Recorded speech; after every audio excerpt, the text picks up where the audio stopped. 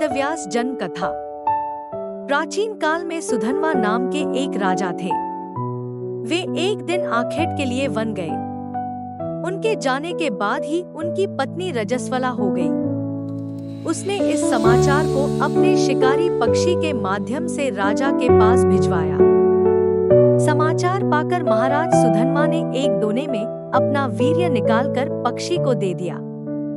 पक्षी उस दोने को राजा की पत्नी के पास पहुंचाने आकाश में उड़ चला। मार्ग में उस शिकारी पक्षी पर दूसरे शिकारी पक्षी ने हमला कर दिया।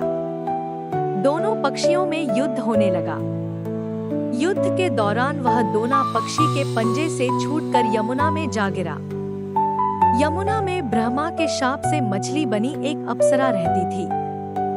मछली रूपी अप्सरा दोने में बहते हुए वीर्य को निगल गई तथा उसके प्रभाव से वह गर्भवती हो गई। एक निषाद ने गर्भ पूर्ण होने पर उस मछली को अपने जाल में फंसा लिया। निषाद ने जब मछली का पेट चीरा तो उसके पेट से एक बालक तथा एक बालिका निकली। वह निषाद उन शिशुओं को लेकर महाराज सुधन्वा के पास गया। महाराज सुधन्वा के पुत्र न होने के कारण उन्होंने बालक को अपने पास रख लिया, जिसका नाम मत्स्यराज हुआ। बालिका निषाद के पास ही रह गई और उसका नाम मत्स्यगंधा रखा गया, क्योंकि उसके अंगों से मछली की गंध निकलती थी। उस कन्या को सत्यवती के नाम से भी जाना जाता था। एक बड़ी होने पर वह बालिका नाव खेने का कार्य करने लगी। एक बार पाराशर मुनि को उसकी नाव पर बैठकर यमुना पार करनी पड़ी। पाराशर मुनि सत्यवती के रूप सौंदर्य पर आसक्त हो गए और बोले, देवी, हम तुम्हारे साथ सहवास के इच्छुक हैं। सत्यवती ने कहा, मुनिवर, आप ब्रह्मज्ञानी हैं और मैं निषाद कन्या, हमारा सहवास संभव नहीं है।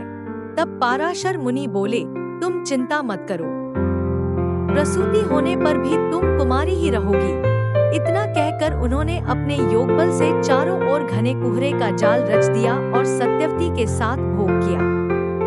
तत्पश्चात उसे आशीर्वाद देते हुए कहा, तुम्हारे शरीर से जो मछली की गंध निकलती है वह सुगंध में परिवर्तित हो जाएगी। समय आने पर सत्यवती के गर्भ से वेद वेदांगों में पारंगत एक पुत्र हुआ।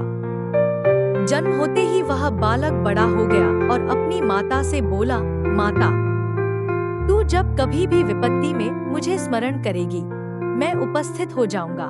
इतना कहकर वे तपस्या करने के लिए द्वैपायन द्वीप चले गए।